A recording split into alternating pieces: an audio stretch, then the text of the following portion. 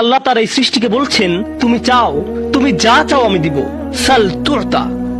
এই হলো আমাদের রাসূল সাল্লাল্লাহু আলাইহি সাল্লাম।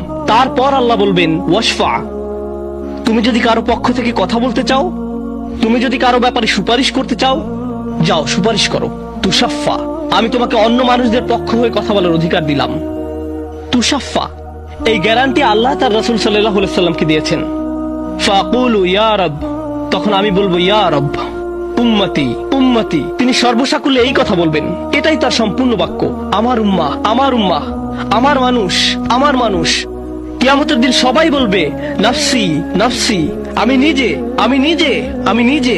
আল্লাহর নবীরা যারা মানুষকে আল্লাহর দ্বীনে আনার জন্য দিবারাত্রি পরিশ্রম করে গিয়েছেন, যেমন ইব্রাহিম আলাইহিস সালাম, যার এই দুনিয়ায় থাকাকালীন সময়ে শুধু একটাই উদ্বেগ ছিল মানুষের মুক্তি। বিচারের দিনে তিনি বলবেন না, যাও অন্য কোথায় যাও, যাও মুসার সাথে কথা বলো। মুসা আলাইহিস সালাম, যিনি বনী ইসরাইল নিয়ে চিন্তিত ছিলেন, তিনি বলবেন না, যাও ঈসার সাথে গিয়ে কথা বলো। আর আমাদের রাসূল সাল্লাল্লাহু আলাইহি সাল্লাম বলবেন, প্রসঙ্গত কোরআনে কিয়ামত দিবসের যে ভয়াবহতার কথা বর্ণনা করা হয়েছে তা একবার চিন্তা করে দেখুন। ইয়াউমা তারাউনাহা তাযহালু কুল্লু মুরদিআতিন আম্মা আরদাআত, প্রত্যেক মা যে তার বাচ্চাকে দুধ খাওয়াচ্ছে তার বাচ্চাকে ফেলে দিবে যেন সে কিছুই না। ইয়াফিরুল মারউ মিন আখিহি ওয়া উম্মিহি ওয়া আবিহি, সেদিন মানুষ তার ভাইয়ের কাছ থেকে পালাবে, মায়ের কাছ থেকে পালাবে, বাবার কাছ থেকে পালাবে। ওয়া সাহিবাতিহি ওয়া বানিহি, তার স্ত্রীর কাছ থেকে পালাবে, ছেলে মেয়ের কাছ থেকে পালাবে। আপনাদের কেউ কেউ হয়তো ইতিমধ্যে স্ত্রীর কাছ থেকে পালিয়ে বেড়ান, তাই আপনাদের কাছে হয়তো এটা অতটা ভীতিপ্রদ নয়। এই আয়াত হয়তো আপনার জন্য ভয়ের নয়, কেউ কেউ ভাবছে অবশেষে। যাই হোক, সমস্ত গুরুত্বের সাথে সেই দিন সবাই কাকে নিয়ে উদ্বিগ্ন থাকবে? নিজেকে নিয়ে। প্রকৃতপক্ষে সেদিন প্রত্যেক ব্যক্তি বলবে ওমান ফিল আরদি জামিআ সুম্মা ইউনজিহ, সবাইকে জাহান্নামে নিয়ে যান এবং বিনিময়ে আমাকে জান্নাতে প্রবেশ করতে দিন। এটাও কোরআনে এসেছে। মানুষ সেদিন এমন মরিয়া হয়ে উঠবে, সেদিন একজন মানুষ আল্লাহর সাথে কথা বলবেন, আর প্রথম যে শব্দগুলো তার মুখ থেকে উচ্চারিত হবে তা হলো উম্মতি উম্মতি। আপনার জন্য আপনার রাসূলের ভালোবাসা এমনই প্রগাঢ় সাল্লাল্লাহু আলাইহি সাল্লাম, আমার উম্মাহ আমার উম্মাহ। যদি আমরা তাকে ভালোবেসে থাকি, তাহলে যেই উম্মতের জন্য আল্লাহ রাসূলের এত ভালোবাসা, সেই উম্মতের জন্য আমাদের অন্তরে কিভাবে এত ঘৃণার বাস হয়? কিভাবে সম্ভব এটা? কিভাবে আমাদের পরস্পরের প্রতি এত ক্রোধ, বিচার, সমালোচনা, বিভক্তি, বিদ্বেষ, অনুমান, অহংকার? আর এই মানুষগুলো দাবি করে তারা রাসূলুল্লাহ সাল্লাল্লাহু আলাইহি সাল্লামকে ভালোবাসে। এইসব তুচ্ছ বিষয় ভুলে যেতে এই ভালোবাসা কি যথেষ্ট নয়? আমাদের কোন পার্থক্যগুলো এর চেয়ে বড়? তো যখন রাসূলুল্লাহ সাল্লাল্লাহু আলাইহি সাল্লাম বলবেন উম্মতি উম্মতি, আল্লাহ সুবহানাহু ওয়া তাআলা বলবেন ফায়াকুলু ইনতালিক ফাআখরিজ মিনহা মান কানা ফি কলবিহি মিসকালা শাঈরাতিন মিন ঈমান। মনোযোগ দিয়ে শুনুন, যাও এখান থেকে বের করে নাও যাদের অন্তরে ঈমান আছে, এমনকি এখানে শারিয়া মানে বার্লি দানা, যা সামান্য একটু লম্বা হয়, যাদের অন্তরে এতটুকু পরিমাণ ঈমানও আছে, যে কোনো ঈমান যদি তাদের অন্তরে থেকে থাকে, তাহলে তাদেরকে বের করে নাও। আপনি এগিয়ে যান এবং বের করে নিন। দৃশ্যপটটি কল্পনা করুন, রাসূলুল্লাহ সাল্লাল্লাহু আলাইহি সাল্লাম মানুষকে রাখছেন, যাও যাও যাও, তিনি তাদেরকে সরিয়ে নিচ্ছেন। কিছু মানুষকে নিয়ে যাওয়ার পর ফেরেশতারা থামিয়ে দিলেন, কারণ কারো কারো ঈমান এর চেয়েও ছোট। সামান্য পরিমাণ ঈমান বলতে আসলে কি বোঝায়? কেউ একজন হারাম কোনো কাজে যুক্ত ছিল, সে ভয়ানক কিছু একটা করছিল, কাজটা করে ফেলার পর তার মনে অনুশোচনা জাগ্রত হলো, তার ভেতর থেকে কিছু একটা বলছে এটা খারাপ কাজ, আমার এটা করা উচিত নয়, আল্লাহ আমাকে এটা সম্পর্কে জিজ্ঞাসা করবেন। তারপর কোনো একভাবে তার এই চিন্তাটাকে সে দমিয়ে দিল, থাক এখন চিন্তা করার দরকার নেই। কিন্তু পরবর্তীতে সে আল্লাহর কাছে দোয়া করে বলল, ইয়া আল্লাহ, আমি জানি না কিভাবে এই কুঅভ্যাস থেকে বাঁচবো, আমাকে এর থেকে মুক্তি দিন। আমি চাই না এটা আমার জীবনে আর ঘটুক, কিন্তু তবু আমি এটাতে আটকা পড়ে আছি। অতি ক্ষুদ্র ঈমান তার ভেতর থেকে চিৎকার করছে, অন্য কেউ এটা শুনতে পারছে না, তার অন্তর এটা শুনছে। আর আল্লাহ আজ্জা জাল্লা বলছেন, তারা যদি এতটুকু ঈমানও দেখাতে পারে, আপনি এগিয়ে যান, তাদেরকে বের করে নিয়ে আসুন, আপনি তাদেরকে বের করে নিয়ে আসুন। আর তিনি যখন এভাবে মানুষদেরকে বের করে নিয়ে আসবেন, তখন ফেরেশতারা এক সময় থামিয়ে দিবেন, কারণ অনেক মানুষের অন্তরে এতটুকু ঈমানও নেই, সামান্য অনুতাপটুকু তাদের অন্তরে ছিল না।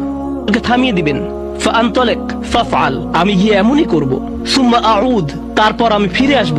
অর্থাৎ ফেরেশতারা থামিয়ে দিবে, আর অন্য মানুষেরা সেখানে কাঁদতে থাকবে, আমাদের কি হবে, আমাদের কি হবে। তারপর রাসূলুল্লাহ সাল্লাল্লাহু আলাইহি সাল্লাম ফেরত আসবেন, ফাআহমাদাহু বিতিলকাল মাহামিদ, অতঃপর আমি পুনরায় সেসব প্রশংসা বাক্য দ্বারা আল্লাহর প্রশংসা করব। লক্ষ্য করুন, প্রথমবার তিনি প্রার্থনা করার জন্য অনুমতি চেয়েছিলেন, তাই না? দ্বিতীয়বারের বেলায় অনুমতির কোনো উল্লেখ নেই। লক্ষ্য করেছেন, তিনি আসলে সাথে সাথে আল্লাহর প্রশংসা করা শুরু করবেন। আল্লাহ কি তাকে এমনটি করতে বলেছেন? না, এটা হলো নিজ উম্মতের প্রতি তার অপরিসীম ভালোবাসার বহিঃপ্রকাশ। তিনি আবারও আল্লাহর প্রশংসা করা শুরু করবেন। এই আশায় যে আল্লাহ তাকে অটোমেটিক অনুমতি দিবেন। সুম্মা আখিরু লাহু সাজিদান, আর সিজদায় পড়ে যাব। ফায়াকুলু ইয়া মুহাম্মদ, আমাকে বলা হবে হে মুহাম্মদ, ইরফা রাসাকা, তোমার মাথা উঠাও। কুল ইউসমা লাকা, বলো তোমার কথা শোনা হবে। ওয়াসাল তুতা, চাও তোমাকে আবার দেওয়া হবে। ওয়াশফা তুশাফা, সুপারিশ করো, সুপারিশ গ্রহণ করা হবে। তোমাকে সুযোগ দেওয়া হবে তাদেরকে বের করে নেয়ার, তোমাকে তাদের জন্য সুপারিশ করার সুযোগ দেওয়া হবে। ফাআকুলু ইয়া রব উম্মতি উম্মতি, আমি তখন বলবো হে আমার রব, আমার উম্মত আমার উম্মত। তিনি তো ইতোমধ্যে অল্প ঈমানের অধিকারীদেরকে বের করে নিয়েছেন। ফায়াকুলু ইনতালিক, এরপর আল্লাহ বলবেন এগিয়ে যাও। ফাআখরিজ মিনহা মান কানা ফি কলবিহি মিসকালা যাররাতিন আও খারদালাতিন মিন ঈমান, তোমাকে সুযোগ দেওয়া হবে তাদেরকে বের করে নেয়ার, সুপারিশ গ্রহণ করা হবে। যাদের অন্তরে এক বিন্দু পরিমাণে ঈমান আছে, বালির দানা নয়, বালির দানা তো এতটুকু লম্বা, বরং বিন্দু পরিমাণ। খারদালা মানে সরিষার দানা, অতি ক্ষুদ্র বিন্দুর মতো। আর যখন আল্লাহ বলছেন এর ওজনের মতো, বর্তমানে আমাদের কাছে ডিজিটাল ওজন মাপার যন্ত্র আছে। আগের দিনে পাল্লা ছিল, তাই আপনি যখন এক মুষ্টি চাল এক পাল্লায় রাখতেন সেটা হয়তো তেমন একটা ঝুঁকতো না। যদি একটু বেশি করে চাল রাখতেন তখন একটু ঝুঁকতো। এখন ডিজিটাল ওজন মাপার যন্ত্র দিয়ে গ্রাম কিলোগ্রাম মাপা হয়। এমনকি সামান্য কয়েক দানা রাখলেও যন্ত্রের স্ক্রিনে ভেসে উঠে 0.001 গ্রাম। এখন শুধু একটি চাল রেখে দেখুন বা একটি সরিষার দানা রেখে দেখুন স্ক্রিনে কিছু ভেসে উঠে কিনা। কিছুই হয় না, কিছুই হয় না। আর আল্লাহ বলছেন আমি তোমার সুপারিশের কারণে, রাসূলুল্লাহ সাল্লাল্লাহু আলাইহি সাল্লামের দোয়ার কারণে এমন মানুষদেরকেও মুক্তি দিব যাদের ঈমান এমনকি এই দুনিয়ায়ও মাপা যায় না, এই দুনিয়ায়ও মাপা যায় না। প্রসঙ্গত আপনি যদি একটি দানা খান বুঝতে পারবেন যে কিছু খেয়েছেন, আপনি এমনকি বুঝতেও পারবেন না। এটা হলো এমন ধরনের ঈমান যার আছে এটা সে নিজেও ভালোভাবে বুঝতে পারে না, এমনকি তারা নিজেরাও ঠিকমতো বুঝে উঠতে পারে না যে ঈমান আছে, আর অন্যরা কিভাবে বুঝবে। আর কেউ যদি একটি দানা আহার করে এটা তাদের পুষ্টি সাধনে তেমন কোনো ভূমিকা রাখতে পারে না, এটা শরীরের জন্য যথেষ্ট পরিমাণের খাবার নয়। ঠিক তেমনি যার সরিষার দানা পরিমাণ ঈমান ছিল, সেই ঈমানও একটি ভালো জীবন অতিবাহিত করার জন্য তা যথেষ্ট ছিল না। কিন্তু তাদের অন্তরের কোনো এক জায়গায় একটি ঈমানের বাস ছিল। আল্লাহ বলছেন তুমি এমন যাদেরকে পাও তাদেরকেও বের করে নিয়ে আসো। ফাখরিজহু ফাআনতালিক, আমি যাব এবং তাই করব। আর এটা বিশাল এক জনগোষ্ঠী যারা আল্লাহর কাছ থেকে দূরে সরেছিল, তাদের ভেতরে একেবারে ক্ষুদ্র কিছু ঈমান ছিল। এরপর তো আর কিছু নেই মনে হচ্ছে, ঘটনা শেষ। কিন্তু রাসূলুল্লাহ সাল্লাল্লাহু আলাইহি সাল্লাম এখানেই থেমে যাননি। ফাআহমাদাহু বিতিলকাল মাহামিদ সুম্মা আখিরু লাহু সাজিদান, তিনি এখানেই থেমে যাননি, তিনি আবারও ফিরে যাবেন এবং আমি সেসব প্রশংসা বাক্য দিয়ে আল্লাহর প্রশংসা করব এবং আবারও সিজদায় পড়ে যাব। ফায়াকুলু ইয়া মুহাম্মদ ইরফা রাসাকা, আমাকে বলা হবে হে মুহাম্মদ মাথা উঠাও। ওয়াকুল ইসমা লাকা, বলো তোমার কথা শোনা হবে। ওয়াসাল তুতা, চাও দেয়া হবে। আল্লাহ আযজা ওয়া জাল্লা সহজেই বলতে পারতেন তুমি তো ইতিমধ্যে চেয়েছো এবং তোমাকে দেয়া হয়েছে, কিন্তু তৃতীয়বারের মতো রাসূলুল্লাহ সাল্লাল্লাহু আলাইহি সাল্লামকে বলা হচ্ছে ওয়াশফা তুশাফা, এগিয়ে যাও, মানুষের জন্য সুপারিশ করো, গ্রহণ করা হবে, তোমাকে তাদের পক্ষে চাওয়ার সুযোগ দেওয়া হবে। আমি তোমাকে এটা দিচ্ছি। ফাআকুলু ইয়া রব উম্মতি উম্মতি, আমার উম্মত আমার উম্মত। এখন চলুন এখানে একটু থামি। যদি আপনি এই সুযোগ পেতেন, আল্লাহ যদি আপনাকে বলতেন তুমি যা চাও তাই পাবে, তুমি চাও দেয়া হবে, যা কিছুই তুমি চাও না কেন, আমাদের বিশাল একটা লিস্ট আছে, একটা লিস্ট আছে। রাসূলুল্লাহ সাল্লাল্লাহু আলাইহি সাল্লামকে এই সুযোগ কয়বার দেয়া হয়েছে? কত মিলিয়ন মানুষকে ইতিমধ্যে রক্ষা করা হয়েছে। তৃতীয়বার তো তিনি নিজের জন্য কিছু চাইতে পারতেন। আমরা তো মানুষ, আল্লাহ যদি বলেন চাও আমি দিব, আর এই মানুষটি আল্লাহর সামনে দাঁড়িয়ে আছেন আর তাকে বলা হচ্ছে, কিন্তু তারপরেও তার জিহ্বায় উম্মাহ উম্মতি উম্মতি। তো আল্লাহ বলবেন ফায়াকুলু ইনতালিক, সামনে এগিয়ে যাও। ফাখরিজ মান কানা ফি কলবিহি আদনা আদনা আদনা মিসকাল হাব্বাতিন খারদালিন মিন ঈমান, যাও সামনে এগিয়ে যাও এবং এমন প্রত্যেক ব্যক্তিকে বের করে আনো যার একটি সরিষার অতি ক্ষুদ্র অতি ক্ষুদ্র অতি ক্ষুদ্র অংশ পরিমাণ ঈমান আছে। এত ক্ষুদ্র বিন্দু যাকে আপনারা হয়তো মাইক্রোস্কোপিক বলবেন। যদি তাদের এক অ্যাটম বা এক সাব অ্যাটমিক কণার পরিমাণ ঈমান থাকে, এই পৃথিবীতে যা দেখা শোনা বা উপলব্ধি করা সম্ভব নয়। যদি তাদের গভীর অবচেতন মনের কোথাও কণা পরিমাণ ঈমান থাকে, যদি তাদের ততটুকু ঈমান থাকে, এগিয়ে যাও এবং তাদের বের করে নিয়ে আসো। যদি তাদের অন্তরে এতটুকু ঈমান থাকে, তো আল্লাহ রাসূলুল্লাহ সাল্লাল্লাহু আলাইহি সাল্লামকে বলবেন ফাখরিজহু মিনান নার, তাদেরকে আগুন থেকে বের করে আনো। কথাটা মনোযোগ দিয়ে শুনুন। তাদেরকে কোথা থেকে বের করে আনো? আগুন থেকে। অর্থাৎ কিছু মানুষ ইতোমধ্যে জাহান্নামে পতিত হয়ে গেছে। অনেক মানুষ এই হাদিস পড়ে মনে করে আমরা জাহান্নাম থেকে মুক্তি পেয়ে যাব, আগুন আমাদের স্পর্শ করবে না। কিন্তু হাদিস এই কথা বলছে না। রাসূলুল্লাহ সাল্লাল্লাহু আলাইহি সাল্লাম আল্লাহর কাছে কাকুতি মিনতি করছেন, আর এই দিনটি হবে 50,000 বছর লম্বা। অনেক মানুষের বিচার ইতিমধ্যে হয়ে গেছে। আর আমি আপনাদেরকে সেই আগুন সম্পর্কে শুরুতে বলেছিলাম, আপনি যদি এর বাতাসের স্পর্শ পান 1 সেকেন্ডেরও কম সময়ের জন্য, আপনার মনে হবে এর চেয়ে ভয়ঙ্কর আর কোনো শাস্তি হতে পারে না। আর আল্লাহ রাসূল সাল্লাল্লাহু আলাইহি সাল্লাম সেই মানুষগুলোর জন্য আশা ছেড়ে দেননি, তাদের জন্য হতাশ হয়ে পড়েননি। প্রসঙ্গত তারা মুসলিম, তারা কিন্তু মুসলিম। কারণ রাসূল সাল্লাল্লাহু আলাইহি সাল্লাম কি বলছেন? তার মুখ থেকে কোন কথাগুলো উচ্চারিত হয়েছে? উম্মতি উম্মতি। আগুনের মানুষগুলো মুসলমান, ওই মানুষগুলো অমুসলিম নয়, মুসলিম। তো রাসূল সাল্লাল্লাহু আলাইহি সাল্লাম বলেন, ফাআনতালিকু ফাআফআল, আমি যাব এবং সেটাই করব। প্রসঙ্গত রাসূলুল্লাহ সাল্লাল্লাহু আলাইহি সাল্লামের এই কথার সাথে হাদিসের সমাপ্তি হলো। আনাস ইবনে মালিক রাদিয়াল্লাহু তাআলা আনহু তার কাছে আসা লোকদেরকে এতটুকু বর্ণনা করলেন, ফাকুলতু লিবাদি আসহাবিনা, হযরত আনাসের কাছে হাদিস শিখতে আসা একজন বলল, আমি আমার কিছু সঙ্গীকে বললাম, লাউ মারারনা বিল হাসান ওয়া হুয়া মুতাওয়ারিন ফি মানজিলি আবি খলিফা, চলো আমরা হাসান বসরির কাছে যাই। আমরা হাদিসটি আনাসের কাছ থেকে শুনেছি, কিন্তু আমরা জানি এই হাদিসটি হাসানও জানেন, চলো আমরা তার কাছে যাই। প্রসঙ্গত আনাস রাদিয়াল্লাহু তাআলা আনহু তখন অনেক বয়স হয়ে গিয়েছিল। এই হাদিসে কতবার রাসূল সাল্লাল্লাহু আলাইহি সাল্লাম আল্লাহর কাছে গেলেন? 3 বার।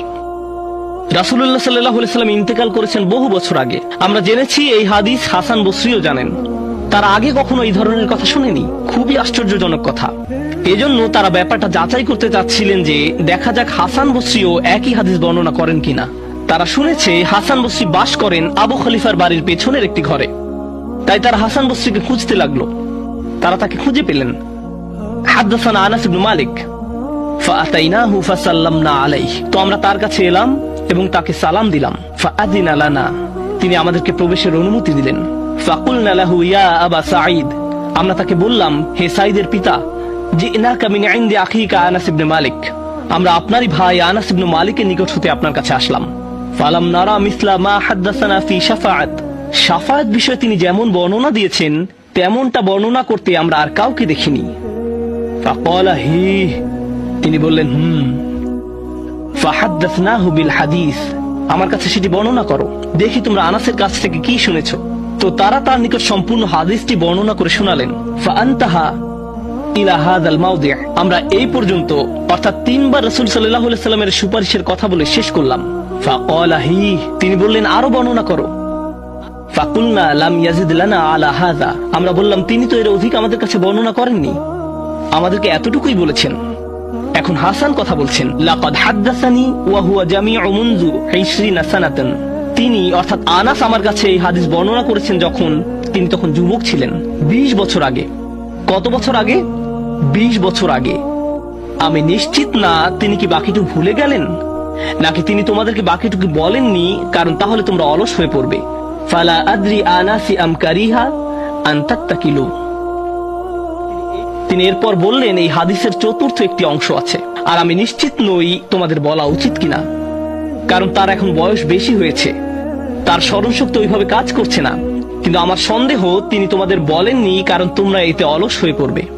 তারা বলল, ইয়া আবা সাঈদ হাদাসানা, আপনি কি আমাদেরকে এটা বলতে পারেন? আমরা আসলে জানতে চাই। ফাদহিকা, তিনি হাসতে শুরু করলেন। ফাকালা খুলিকাল ইনসানু আজুলা, তিনি কোরআনের একটি আয়াত উল্লেখ করে বললেন, মানুষকে সৃষ্টি করা হয়েছে তাড়াহুড়া প্রবণ করে। মা যাকারতুহু ইল্লা ওয়া আনা আদরি আন উহাদ্দিসুকুম হাদাসানি কামা হাদাসাকুম বিহি, আমি তো বর্ণনার উদ্দেশ্যেই তোমাদের কাছে বিষয়টি উল্লেখ করলাম। তিনি তাদেরকে উৎসুক করে তুলেছিলেন, আমি তোমাদেরকে বলবো তিনি তোমাদের নিকট যা বলেছেন তা সত্য। হাসান আরো বলেন, রাসূলুল্লাহ সাল্লাল্লাহু আলাইহি সাল্লাম বলেন, এরপর আমি চতুর্থবারের মতো ফিরে আসবো। ফাআহমাদাহু বিতিলকাল মাহামিদ, এবং সেসব প্রশংসা বাক্য দিয়ে আল্লাহর প্রশংসা করব, যে বাক্যগুলো আল্লাহ আমাকে দিয়েছেন, যা অন্য কোন সৃষ্টিকে এর পূর্বে দেয়া হয়নি, এবং সিজদায় পড়ে যাব। সুম্মা আখিরু লাহু সাজিদান, তখন বলা হবে, ফায়ুকালু ইয়া মুহাম্মদ ইরফা রাসাকা, হে মুহাম্মদ মাথা উঠাও। ওয়াকুল ইউসমা, বলো তোমার কথা শোনা হবে। ওয়াসাল তুতা, চাও দেয়া হবে। ওয়াশফা তুশাফা, শাফায়াত করো, গ্রহণ করা হবে। এই সময়ে এসে এতটুকুর চেয়ে ছোট ইমানও আর অবশিষ্ট নেই। সকল সম্ভাব্য ইমানওয়ালাদের মুক্তি হয়ে গেছে। আদনা আদনা আদনা মিসকাল হাব্বা, সবাই মুক্তি পেয়ে গেছে। ফাআকুলু ইয়া রব ইযন লি ফি মান ক্বালা লা ইলাহা ইল্লাল্লাহ। এখন রাসূলুল্লাহ সাল্লাল্লাহু আলাইহি সাল্লাম বলেননি উম্মতি, এইবার তিনি উম্মতি বলেননি, তিনি বলছেন হে আমার প্রতিপালক, আমাদেরকে তাদের সম্পর্কে শাফায়াত করার অনুমতি দান করুন যারা বলেছে লা ইলাহা ইল্লাল্লাহ। যে এমনকি এই কথা বলেছে, আচ্ছা ঠিক আছে, আমার মনে হয় একজন সৃষ্টিকর্তা আছেন। একটি কলেজ ক্যাম্পাসে হয়তো একদল ছাত্র মুসলিম ছাত্রদের সাথে আলোচনা করছে, তখন একজন বলল, আচ্ছা ঠিক আছে, দার্শনিক দৃষ্টিকোণ থেকে মেনে নিলাম একজন ঈশ্বর রয়েছেন, ঠিক আছে আমি মানলাম যে একজন ঈশ্বর আছেন। আমি বলছি না যে আমি মুসলিম, যদি উপাসনা করতেই হয় তাহলে শুধু এক ঈশ্বরের উপাসনা করতে হবে। তাদের অন্তরে কোনো অনুভূতি নেই, তারা কারো ইবাদত করছে না, তারা শুধু এই উপসংহারে পৌঁছেছে। প্রসঙ্গত এই ধরনের একটা সাদৃশ্য পাওয়া যায় সূরা হুজরাতের একটা আলোচনায়। আল্লাহ বলছেন, ফাকালাতিল আরাবু আমান্না কুল লাম তুমিনু ওয়ালাকিন কুলু আসলামনা। বেদুইনরা বলে আমরা ঈমান এনেছি। বলো তোমরা ঈমান আনোনি, বরং তোমরা বলো আমরা আনুগত্য স্বীকার করেছি। তোমরা শুধু ইসলামের প্রাথমিক ধারণা গ্রহণ করেছো। ধারণা থাকে এখানে, আর ঈমান কোথায় থাকে? যাদের অন্তরে কিছু ঈমান ছিল তাদের ইতোমধ্যে নেওয়া হয়ে গেছে। এখন যাদের মাথায় কিছু ধারণা ছিল যে একজন রব আছেন, তারা কোনোদিন ধর্ম প্র্যাকটিস করেনি, তারা ধর্মীয় কোনো কাজই করেনি, তারা শুধু এই ধারণা মেনে নিয়েছিল যে শুধু একজন প্রভুর উপাসনা করতে হবে। রাসূলুল্লাহ সাল্লাল্লাহু আলাইহি সাল্লাম বলছেন, যে কেউ এই সিদ্ধান্তে আসবে যে কেউ বলবে লা ইলাহা ইল্লাল্লাহ, তার জন্য শাফায়াত করার অনুমতি দান করুন। আল্লাহ বলবেন, ফায়াকুলু ওয়া ইজ্জাতি ওয়া জালালি ওয়া কিবরিয়াই ওয়া আযীমাতি। আল্লাহ বলবেন, আমি আমার কর্তৃত্বের শপথ করছি, আমি আমার স্বীয় গৌরবের শপথ করছি, আমি আমার বরত্বের শপথ করছি, আমি আমার মহত্বের শপথ করছি। লা উখরিজান্না মিনহা মান ক্বালা লা ইলাহা ইল্লাল্লাহ। আমি স্বয়ং অবশ্যই তাদের সবাইকে জাহান্নাম থেকে বের করব যারা বলেছে লা ইলাহা ইল্লাল্লাহ, তোমার এই সুপারিশের কারণে। সাল্লাল্লাহু আলাইহি সাল্লাম। জাহান্নাম কতটা ভয়ঙ্কর তার একটা ছোট্ট নমুনা দিয়ে আমি আজকের আলোচনা শুরু করেছিলাম। এখন সব শেষে রাসূলুল্লাহ সাল্লাল্লাহু আলাইহি সাল্লাম আমাদের জন্য এই শাফায়াত করছেন। এই হাদিসটি অন্যতম গুরুত্বপূর্ণ একটি হাদিস। এমনকি 20 বছর পরে আনাস ইবনে মালিক এখন বৃদ্ধ হয়ে গেছেন, মানুষ তখনও তার কাছে শাফায়াত বিষয়ে জানতে এসেছেন। এমনকি আজকের দিনেও এই হাদিসটি অন্যতম শক্তিশালী একটি হাদিস, এবং অন্যতম এই জন্য যে ভুলভাবে ব্যবহার করার একটি বক্তব্য রাসূলুল্লাহ সাল্লাল্লাহু আলাইহি সাল্লামের। কখনোই এর অপব্যবহারের চিন্তাও করবেন না। এটা ফ্রি হয়ে যাওয়ার লাইসেন্স নয়। যদি আমরা মনোযোগের সাথে পড়ি তাহলে আমরা বুঝবো যে আল্লাহ এমন মানুষদেরকে জাহান্নাম থেকে বের করে আনার জন্য অনুমতি দেবেন যাদের ঈমান যথেষ্ট ছিল না, যাদের সৎ কাজ যথেষ্ট ছিল না। পক্ষান্তরে এমন অনেক মানুষ থাকবে যাদের অন্তরে ঈমান আছে, যাদের ডান হাতে সৎ কাজ আছে, আর এই সৎ কাজগুলো বিচারের দিনে আলোতে পরিণত হবে। হৃদয়ের ঈমান ও বিচারের দিনে জ্যোতিতে পরিণত হবে। ইয়াসআ নূরুহুম বাইনা আইদিহিম ওয়া বিআইমানিহিম। তাদের বুকের ভেতর থেকে আলো ছুটতে থাকবে এবং তাদের ডান হাত থেকে এই আলো টর্চে পরিণত হবে, গাড়ির হেডলাইটের মতো। চারপাশে থাকবে অন্ধকারাচ্ছন্ন, আর আপনি জান্নাতের দিকে ছুটতে থাকবেন। আপনাকে জাহান্নাম অতিক্রম করে যেতে হবে, এটা আল্লাহর নির্দেশ। ওয়া ইম মিনকুম ইল্লা ওয়ারিদুহা। জান্নাতে যেতে হলে সবাইকে জাহান্নাম অতিক্রম করে যেতে হবে, সবাইকে, এর কোনো ব্যতিক্রম নেই। আর এই ব্রিজ অতিক্রম করতে হলে আপনার আলো লাগবে। যদি আলো না থাকে তাহলে পড়ে যাবেন। তো মানুষ যখন হেঁটে যাচ্ছে তখন অনেকের এত পরিমাণ আলো থাকবে যেন মক্কা থেকে সিরিয়া দেখা যাচ্ছে, আর কারো কারো এত অল্প পরিমাণ আলো থাকবে যে তারা কোনো মতে পায়ের সামনের কিছু অংশ দেখতে পাবে, কারণ তাদের ঈমান দুর্বল ছিল। কিন্তু এই হাদিস এমন মানুষদের সম্পর্কে নয় যাদের সামান্য কিছু আলো থাকবে বা অনেক বেশি আলো থাকবে। এই হাদিস এমন মানুষদের সম্পর্কে যাদের আলো এত স্বল্প পরিমাণ যে এটি দিয়ে কিছুই দেখা যাচ্ছে না, আর যাদের আলো আছে তারা আল্লাহর কাছে ভিক্ষা করতে থাকবে, রব্বানা আতমিম লানা নূরানা ওয়াগফির লানা। আমাদেরকে আমাদের আলো পূর্ণ করে দিন, ব্যাটারি যেন শেষ হয়ে না যায়। আমাদেরকে জান্নাতের গেটে পৌঁছে দিন, আমাদেরকে ক্ষমা করে দিন। আমরা আল্লাহর কাছে ভিক্ষা চাচ্ছি যেন তিনি আমাদের কপালে রাসূলুল্লাহ সাল্লাল্লাহু আলাইহি সাল্লামের শাফায়াত জুড়ে দেন। তিনি যেন আমাদেরকে তাদের অন্তর্ভুক্ত করেন যারা আরশের ছায়ায় থাকবে। আমরা আল্লাহর কাছে প্রার্থনা করছি তিনি যেন আমাদেরকে তাদের অন্তর্ভুক্ত করেন যাদেরকে এমনকি জাহান্নামের আগুনের ঠান্ডা বাতাসও স্পর্শ করবে না। আমরা আল্লাহর কাছে দোয়া করছি তিনি যেন আমাদেরকে তার রাসূলের অনুগত উম্মায় পরিণত করে দেন। তাদের অন্তর্ভুক্ত নয় যাদের ব্যাপারে তিনি অভিযোগ করবেন, বরং তাদের অন্তর্ভুক্ত করুন যাদের জন্য তিনি সুপারিশ করবেন। আগেরবার আমি বলেছিলাম একদল মানুষ সম্পর্কে রাসূলুল্লাহ সাল্লাল্লাহু আলাইহি ওয়াসাল্লাম অভিযোগ করবেন, ইন্না কওমি ইত্তাখাযু হাযাল কুরআনা মাহজুরা। হে আমার রব, নিশ্চয়ই আমার কওম এই কুরআনকে পরিত্যাজ্য গণ্য করেছে। আমরা তাদের অন্তর্ভুক্ত হতে চাই না। আমরা তাদের অন্তর্ভুক্ত হতে চাই যাদের জন্য তিনি আল্লাহর কাছে সুপারিশ করবেন। আল্লাহ যেন আমাদের সবাইকে তার রাসূলের শাফায়াতের যোগ্য করে দেন।